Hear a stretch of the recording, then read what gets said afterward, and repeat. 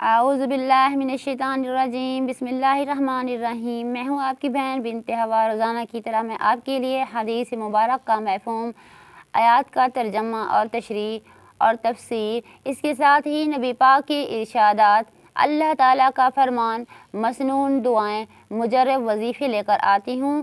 آپ سے یہی گزارش ہے کہ آپ میری ویڈیو کو فل واچ کریں، میرے چینل کو سبسکرائب، لائک اور شیئر کریں۔ جو بہن بھائی میرے چینل کو سبسکرائب اور لائک شیئر کر چکے ہیں، ان سے یہی گزارش ہے آگے زیادہ سے زیادہ شیئر کریں، تاکہ میری یہ ویڈیو اور یہ وظائف اور یہ مجھے جو جزا کر رہی ہوں، اللہ تعالیٰ مجھے اس کا ثواب دیتے رہیں۔ اس کے ساتھ ہی پوری امت مسلمان کے لیے، اپنے نبی پاک کی پیاری امت کے لیے، جس ملک میں جہاں بھی دنیا میں رہتے ہیں، سب کے لیے، اور پاکستان بہن بھائیوں کے لیے، اللہ آپ کو برائیوں سے دور رکھے، پریشانیوں سے دور رکھے۔ اللہ تعالیٰ آپ پر رحمت کی بارش کرے۔ محمد مصطفیٰ کے طفیل آپ سب کی اور میری حاجتیں اور خواہشیں پوری کرے۔ جو پریشانی آپ کو درپیش ہوں، اللہ تعالیٰ ان کو آسان کرے۔ اللہ تعالیٰ کسی مسلمان بھائی بہن کو آزمائش میں نہ ڈالے۔ جن کے ہاں اولاد نہیں ہے، اللہ تعالیٰ انہیں اولاد نورین عطا کرے۔ اس کے ساتھ ہی چلتے ہیں اپنی آیات اور حدیث کی طرف۔ اعوذ باللہ من الشیطان الرجیم، بسم اللہ الرحمن الرحیم۔ ان معاذ بن جبل قال رسول اللہ صلی اللہ علیہ وسلم مفاتح الجنات شہادت ان لا الہ الا اللہ۔ حضور اقدس صلی اللہ علیہ وآلہ وسلم کا ارشاد ہے کہ لا الہ الا اللہ کا اقرار کرنا جنت کی کنجیاں ہیں۔ سبحان اللہ۔ آج تقریباً چوتھا یا پانچواں دن ہے میں آپ کے ساتھ لا الہ الا اللہ کے فضائل بیان کر رہی ہوں۔ میرے بہن بھائی کو جن کو فوائد حاصل ہو رہے ہیں، وہ مجھے کمنٹس میں بتا رہے ہیں اور اچھے کمنٹس کر رہے ہیں۔ ان کے ساتھ ہی آگے چلتے ہیں اس کی فوائد کی طرف، جو بتائی گئے ہیں ارشادات میں۔ کنجیوں سے لحاظ فرمایا کہ ہر دروازے کے اور ہر جنت کی کنجی یہ ایک کلمہ ہے، اس لیے ساری کنجیاں یہی کلمہ ہوا، یا اس لحاظ سے کہ یہ کلمہ دو جز ہیں، اس لیے لا الہ الا اللہ کا اقرار، دوسرا محمد رسول اللہ کا اقرار، اس لیے دو کلمہ ہو گئے، دونوں کے مجموعے سے کھل سکتا ہے۔ اور بھی روایت میں جہاں جنت کے داخول یا جہنم کے حرام ہونے کا ذکر ہے، ان سے مراد پورا ہی کلمہ ہے۔ ایک حدیث میں وارد ہوا ہے کہ جنت کی قیمت لا الہ الا اللہ ہے۔ حضور صلی اللہ علیہ وسلم کا ارشاد، ان انسان قال رسول اللہ صلی اللہ علیہ وسلم ما من عبد قال لا الہ الا اللہ فی ساعته من لیل و نہر الا طمست ما فی الصفحات من السیئات حتی تسکن الى مثلها من الحسنات۔ حضور اقدس صلی اللہ علیہ وسلم کا ارشاد ہے کہ جو بھی بندہ کسی وقت بھی دن میں یا رات میں اللہ الہ الا اللہ کہتا ہے، اس کے نام و اعمال سے برائیاں مٹ جاتی ہیں، اس کی جگہ نیکیاں لکھ دی جاتی ہیں۔ اس کا فائدہ آپ کو بتاتی ہوں، تشریح اور تفسیر۔ برائیاں مٹ کر نیکیاں لکھی جانے کے متعلق بتایا گیا ہے۔ ہر معنی کے اعتبار سے گناہوں کا اس میں ہٹا دینا اور نیکیاں لکھ دینا بتایا گیا ہے۔ اللہ پاک نام لینا اور کلمہ طیبہ کا کثرت سے پڑھنا خود بھی اخلاص پیدا کرنا، اس لیے پاک کلمہ کا نام کلمہ اخلاص ہے۔ حضور صلی اللہ علیہ وسلم کا ارشاد کہ عرش کے سامنے نور کا ایک ستون ہے، جب کوئی شخص لا الہ الا اللہ کہتا ہے، وہ ستون ملنے لگتا ہے۔ اللہ کا ارشاد ہوتا ہے کہ ٹھہر جا۔ وہ عرض کرتا ہے کیسے ٹھہروں، حالانکہ کلمہ طیبہ پڑھنے والے کی ابھی تک مغفرت نہیں ہوئی۔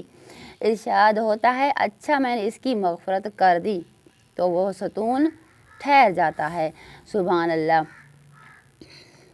ایک دوسری روایت میں طریقوں سے مختلف الفاظ سے نقل کیا گیا ہے۔ بعض روایتوں میں اس کے ساتھ اللہ جل شانہ کا بھی ارشاد وارد ہوا ہے کہ میں نے کلمہ طیبہ اس شخص کی زبان پر اسی لیے جاری کرا دیا کہ اس کی مغفرت کر دوں۔ کس قدر لطف و کرم کی ہے، اللہ کے خود ہی توفیق عطا فرماتے ہیں اور پھر خود ہی اس لطف کی تکمیل میں مغفرت فرماتے ہیں۔ حضرت عطا کا قصہ مشہور ہے کہ ایک مرتبہ بازار تشریف لے گئے، وہاں ایک دیوانی باندی فروخت ہو رہی تھی، انہوں نے خرید لی۔ جب رات کا کچھ حصہ گزرا، وہ دیوانی اٹھی، وضو کر کے نماز شروع کر دی۔ نماز میں اس کی یہ حالت تھی کہ آنسوں سے دم گھٹا جا رہا تھا۔ اس کے بعد اس نے کہا، اے میرے معبود، آپ کو مجھ سے محبت رکھنے کی قسم، مجھ پر رحم فرما دیجئے۔ حضرت عطا نے یہ سن کر فرمایا، لونڈی یوں کیوں کہہ رہی ہے؟ اللہ مجھے آپ سے محبت رکھنے کی قسم۔ یہ سن کر اس کو غصہ آیا، کہنے لگی، اس کے حق کی قسم، اگر اس کو مجھ سے محبت نہ ہوتی تو تمہیں یوں میٹھی نیند نہ سلاتا، مجھے یوں کھڑا نہ کرتا۔ اس کے بعد اس نے یہ اشعار پڑھے، بے چینی جمع ہو رہی ہے، دل جل رہا ہے اور صبر جدا ہو گیا، آنسو بہہ رہے ہیں، اس کو کس طرح قرار آ سکتا ہے؟ جس کی عشق و شوق بے چینی کے حملوں کی وجہ سے ذرا بھی سکون نہیں، اے اللہ اگر کوئی چیز ایسی ہو سکتی ہے جس میں غم سے نجات ہو تو زندگی میں اس کو عطا فرما، مجھ پر احسان فرما۔ اس کے بعد اس نے کہا، اے اللہ میرا اور آپ کا معاملہ اب راز میں نہیں رہا، مجھے اٹھا لیجئے۔ یہ کہہ کر ایک چیخ ماری اور مر گئی۔ اس قسم کے اور بھی بہت سے واقعات ہیں۔ کھلی بات ہے کہ توفیق جب تک شامل حال نہ ہو کچھ نہیں ہو سکتا۔ وَمَا تَشَاءُونَ إِلَّا أَن يَشَاءَ اللَّهُ رَبُّ الْعَالَمِينَ، اور تم بدون خدائے رب العالمین کے چاہے کچھ نہیں چاہ سکتے۔ جب تک اللہ کچھ نہ چاہے تم انسان کچھ نہیں چاہ سکتے۔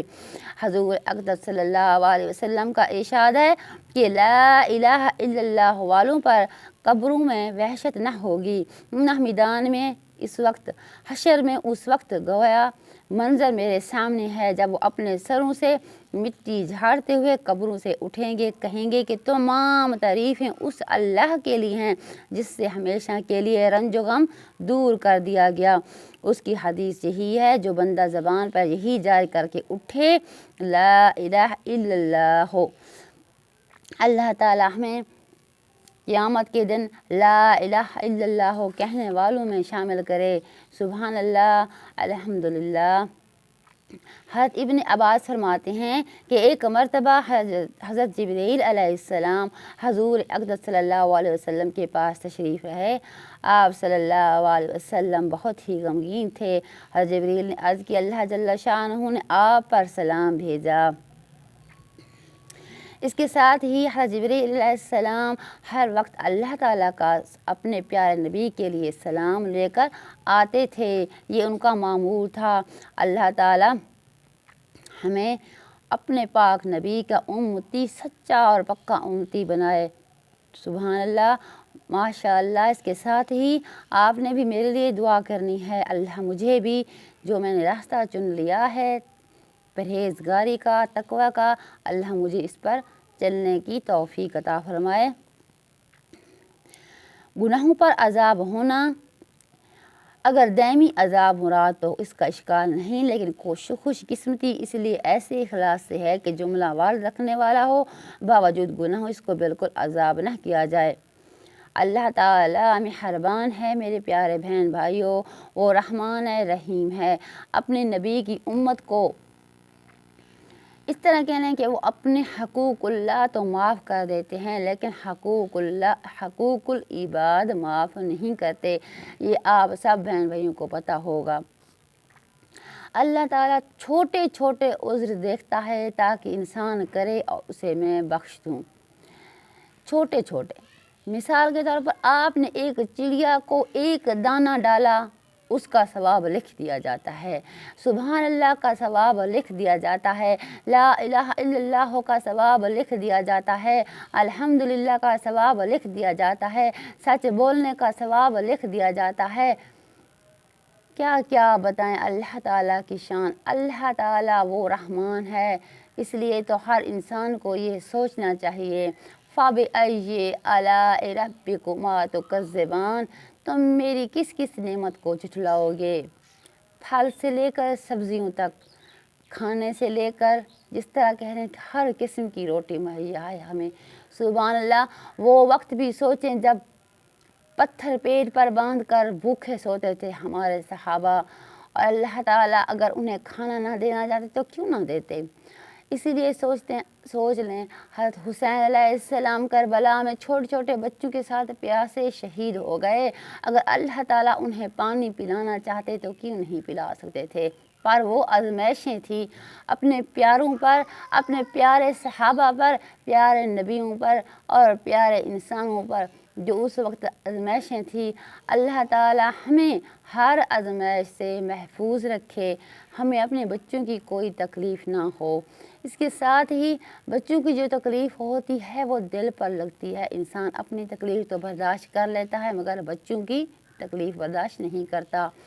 میری یہی گزارش ہوتی ہے میرے پیارے بہن بھائیوں، میری ویڈیو کو فل واچ کریں تاکہ میرا کچھ فائدہ آہستہ آہستہ فائدہ بھی ہوتا رہے اور آپ تک بھی فائدہ پہنچتا رہے، آپ کو اجر بھی ملے اور مجھے بھی جزائے خیر ملے۔ اللہ تعالیٰ آپ سب کو اپنے حفظ و امان میں رکھے۔ اپنی بہن کو دیجیے گا اجازت، دعاؤں میں ہمیشہ یاد رکھیے گا۔ اللہ حافظ۔